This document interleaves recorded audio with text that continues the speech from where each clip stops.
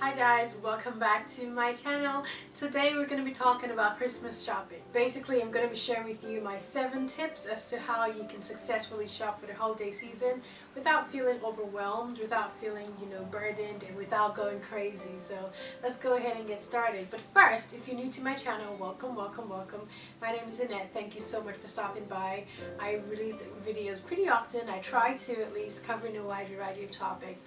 I talk about shopping, I talk about luxury, I talk about career, I talk about lifestyle. I have some lifestyle vlogs, and yeah, so just be sure to come back and join the family, hit the subscribe button, and also check out my other videos as well. So today, the very first thing that I do when it comes to Christmas shopping, basically think of Santa. Make a list. Make a list of all the individuals who you want to buy items for, and then underneath each person write the type of items that you want to buy for each person, and keep that either in your phone or in your journal, but just keep it handy.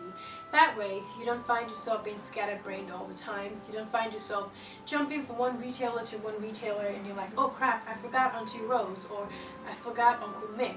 Whatever it is, if you have a list that has the individuals who you want to shop for, it'll be easier for you to keep track of every individual that you're shopping for. It'll definitely also be easier for you to find ways to move things around and like, okay, you know what, Uncle Mick is in a nursing home, maybe I don't need to buy anything for him this year. Maybe instead I'll just buy him a gift card. Or Auntie Rose is overseas this year, so maybe instead of buying her something, I'll just put money aside to go visit her next year. I'm going to Peru anyway.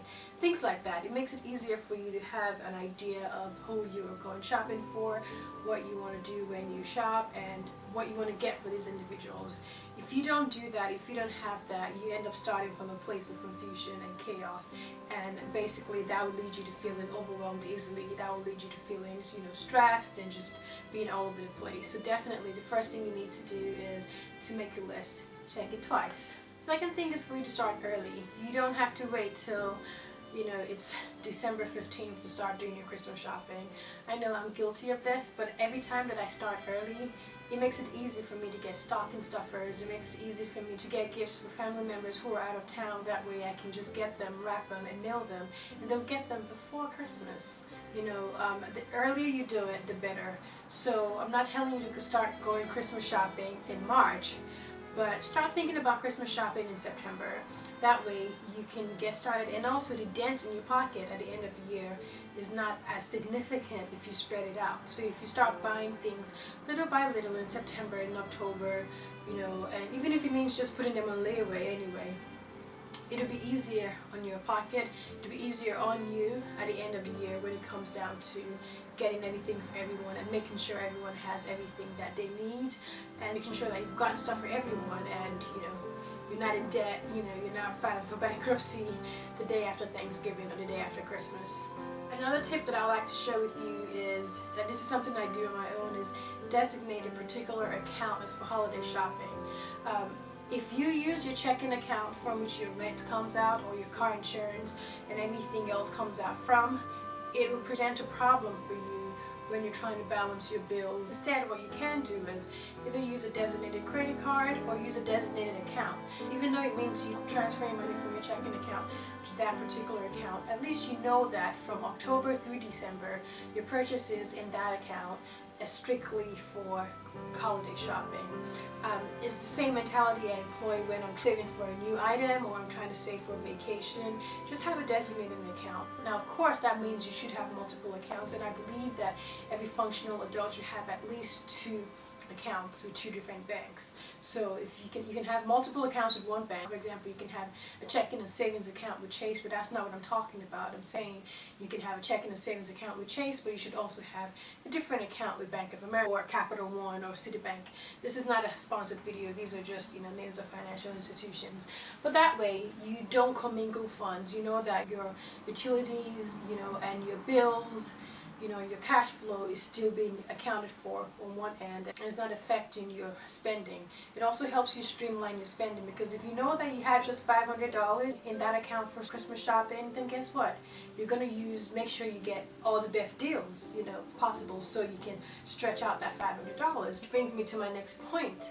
Use as many coupons and points as possible. My personal mantra is, if I'm buying something online, I have to either have a coupon code or cash back. Sometimes a combination of both, because that incentivizes me to buy whatever I want to buy from your website, because I ordinarily A, can go to a different website and get it, or B, can walk to the store and get it. So what's incentivizing me to buy from you as opposed to from the other 100 retailers? And if you're not giving me coupon codes or points that I can use, then I'll find something from somewhere else. That's the best way you can save money. Also saving shipping costs using coupon codes. Now I get it, I don't really like it when it says spend $75 to get free shipping, because then I have to spend $75. I will spend that $75 to get free shipping, but it's a way of saving, because shipping sometimes runs anywhere from $8 to $15, and some money you can save, you can put it in your pocket, and that's $8 to $12 you can instead use to buy a card, buy a dozen Hallmark cards and send out to family members and friends, and still be very much in the holiday spirit, and still be very well within your budget, and you're not going crazy. So consider using points from your credit cards, memberships, coupon codes, coupons that you get in the mail, whichever way. Target always has deals where you get $5 off if you buy XYZ, especially when it comes to household items. So if you know you're going to need toilet paper anyway, why don't you go ahead to Target, buy the toilet paper, get your $5 coupon, and then use that coupon to get $5 off, a purchase for Aunt Rose. Again, that's how you can save money. It's just ways that you can make things work for you and not feel like you're breaking the bank and you're significantly going under and it's just too much and it's just overwhelming. The next tip for you is to think outside the box and try to be creative. For example, not everyone really wants monetary gifts. Or I know that sounds crazy, but there's some people, especially people who are like older or more well-to-do, they don't really care that much. They feel like you're creating a burden if you go out of your way to buy stuff for them. So think of experiences. For example, if you're in the New York City area, you could try to hustle some tickets for Wendy Williams or The View or Rachel Ray, and just take your friend, your best friend there, or your aunt there, or your sister there as a Christmas gift. They will appreciate the time and effort it took for you to score those tickets. Now some of these tickets are paid, others are not paid, others are just based on first come first serve. So if you can figure out a day where both of you are free, you go in early, you do your research, you do what you want to do, and figure out whether or not it's an experience he or she loves anyway, prior to, of course. You don't want to take someone who doesn't like television, who doesn't watch television, to like the Wendy Williams show, and that would just be insane. But those are the type of things you can do to take away the pressure. Also, a lot of florists have classes. You can take them to a flower arrangement class, for like $25 a pop, and it comes with a free glass of champagne. That's a really good avenue to spend your money, any way you can bond with your friend or your sister. Same as to a cooking class or sushi making class. There are things like that that can basically make you stand out, and it's still a gift. It's just not tangible, and it's still monetary, but it's different. It's more of a memory gift. So consider that the next time you're going Christmas shopping and you're trying to figure out what to get for individuals, and figure out how you can get things for individuals that are close to your heart. Another point which goes without saying is the fact that online retail is your friend. Because if you're a working professional like me and you have long commute, because even if I live in the city, it still takes me a while to get home because I'm up north in the city, and by the time I'm home I'm spent. So I don't want to then turn around and go to Macy's. I don't want to turn around and go to Macy's or turn around and go to Target or TJ Maxx. Instead, I just want to come home, lay down and die on my couch, and then about 2 hours later open my laptop and start browsing for Christmas gifts or whatever it is I'm browsing for. And in situations like that, that's where online retail stores come in handy, especially private online retail stores like Rue La La or Guild, and a couple of more that I can't remember now. They have a lot of unique gifts for your spouse, for your sister, for your family member, for folks who love luxury, that will save you the time, energy, and just emotional real estate that would otherwise cost you for you to put up some clothes, wear a hat, wear a coat, and then go digging through thousands and thousands of gifts, at Century 21 or at Macy's. So embrace online retail, but of course use coupons and use your points.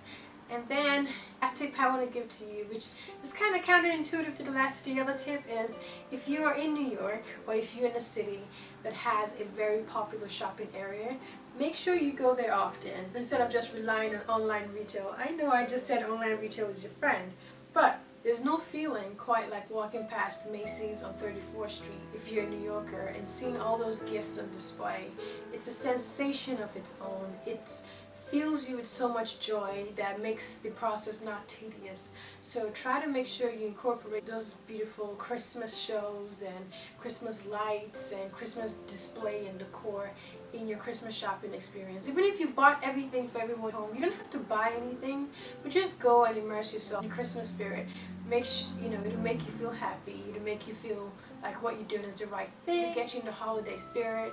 It'll get you in the giving holiday spirit. You believe in miracles and all the, niceness that comes with, this special time of the year. So be sure to do that. That way to take away some of the burden and angst away from you from saying, oh, I just paid XYZ on my credit card just to support the purchases that I made, blah, blah, blah. It takes that part away from the entire Christmas shopping experience. It makes it more wholesome, it makes it more fun, and Christmas is only around for a couple of weeks a year, so why not just, enjoy the process, and especially now that we're leading up to it, why don't you milk the process instead of just focusing on the sometimes arduous task of buying Christmas gifts for everyone. So consider that. So those are my tips on how you can go Christmas shopping without breaking the bank and without feeling overwhelmed and stressed out and just it becoming a chore. I hope they're helpful. I hope you find them helpful. Be sure to leave a comment below. Let me know what you think, and let me know if you have any tips and strategies as well that help you, go through this season. I really appreciate your feedback. Thanks again for hanging out. If you are new to this channel, welcome, welcome, welcome. My name is Annette, and be sure to hit the subscribe button. And if you're not, thank you so much for stopping by, and I'll catch you guys in my next video. Bye guys.